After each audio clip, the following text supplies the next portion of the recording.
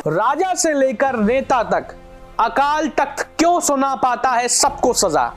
किन गलतियों पर घिरे सुखवीर सिंह बादल? नमस्कार, मैं ऋषभ शर्मा और आप देख रहे हैं आचरण न्यूज का खास कार्यक्रम जिसका नाम है आज का मुद्दा मेरे साथ। आज हम बात करेंगे सिख समुदाय की सबसे बड़ी धार्मिक अदालत अकाल तख्त के बारे में।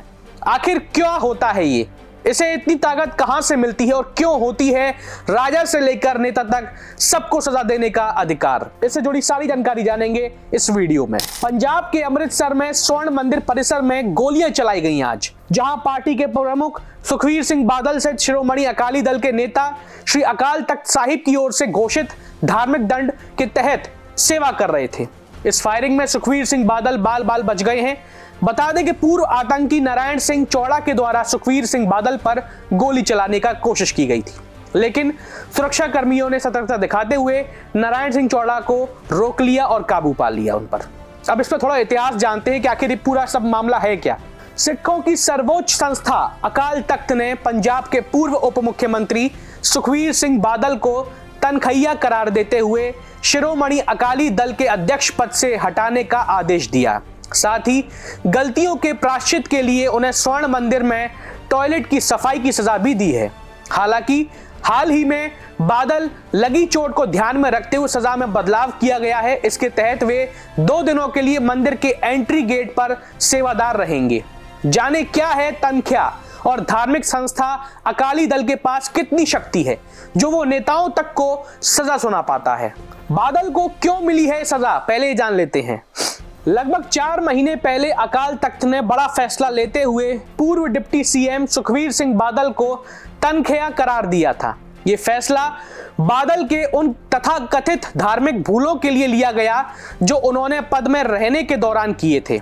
फैसला 5 तख्तों के सिंह साहिबान की बैठक के बाद मिलकर लिया गया था। साल 2007 से अगले 10 सालों के लिए पंजाब के डिप्टी सीएम रहते हुए सुखवीर सिंह बादल के कई कामों को धार्मिक तौर पर गलत माना गया है, जैसे डेरा सच्चा सौदा के प्रमुख गुरमीत राम रहीम के लिए नरम रुख अपनाना, कथित तौर पर अकाल तख्त को सुमेध सिंह सैनी को साल 2012 में पंजाब पुलिस महानिदेशक बनाने के लिए राजी करना और बरगढ़ी में सिख युवाओं की हत्या और पीड़ितों को न्याय प्रदान करने में ढिलाई देना शामिल है। क्या क्या शामिल सजा है, पहले जान लेते हैं। तनखैया के तौर पर उन्हें 2 दिनों तक अमृतसर के गोल्डन टेम्पल में सेवा करनी होगी, जिस दौरान उनके गले में दोषी की तख्ती भी लटकी होगी। एक मीडिया रिपोर्ट की माने तो इसके बाद उन्हें पंजाब के कुछ और गुरुद्वारों में भी यही दोहराना है, जिसमें केशगढ़ साहिब और फतेहगढ़ साहिब शामिल हैं। बादल ने आज से अगले 2 दिनों के लिए प्रायश्चित की शुरुआत भी कर दी है। साथ ही पार्टी के सामने अध्यक्ष पद से अपने इस्तीफा की भी पेशकश की है। तनखैया क्या है, क्या सजा हो सकती है, आइए ये जान लेते हैं। अब सिख धर्म में इसका मतलब है वो व्यक्ति जिसके धार्मिक गलती की हो। कोई कब तनख्या है, इसका फैसला सिखों के सबसे बड़े धार्मिक संस्था अकाल तख्त करती है। सिख धर्म से जुड़ा कोई व्यक्ति अगर कोई धार्मिक गलती करे तो उसके पास ये गुंजाइश है कि वो अपने पास के सिख संगत के सामने हाजिर होकर अपनी गलती मान ले। संगत इसके बाद उसकी भूल की पड़ताल करेगी और उसी अनुसार सजा तय करेगी। भूल जितनी छोटी या बड़ी हो, सजा भी उसी के मुताबिक होती है। मसलन गुरुद्वारे में जूते साफ करने से लेकर फर्श धोने या बर्तन धोने की सजा, साथ ही कुछ फाइन भी हो सकता है। लेकिन सजा की तय में गलती सुधारने और सेवा भाव बढ़ाना है। क्या होता है तनख्या के साथ, ये भी जान लीजिए। जैसे सामाजिक गलतियों पर कई बार बिरादरी के लोग ही सोशल बॉयकॉट कर देते हैं, ये उसी तरह का है। तनख्या का हुक्का पानी बंद कर दिया जाता है। वो समाज के लोगों से मेल मिलाप नहीं कर सकता, शादी ब्याह में शामिल नहीं हो सकता, ना ही तनख्या के घर किसी सामाजिक मौके पर लोग आते हैं।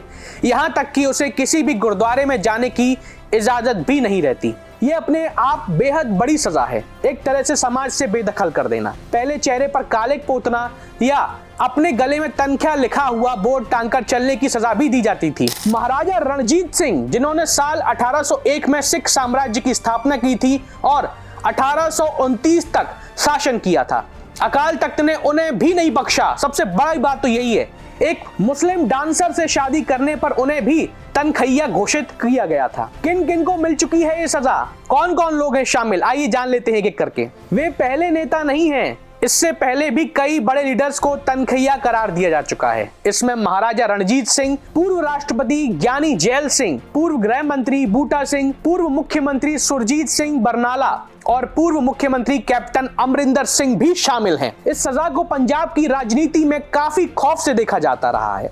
भले ही सजा में कोई शारीरिक तकलीफ या जेल जैसी पनिशमेंट नहीं हो, लेकिन धार्मिक और सामाजिक बहिष्कार का असर कोर वोटर्स पर तो होता ही है। आखिर क्या है अकाल तख्त, जिसके पास इतनी ताकत है? कहां से आती है इसको शक्ति?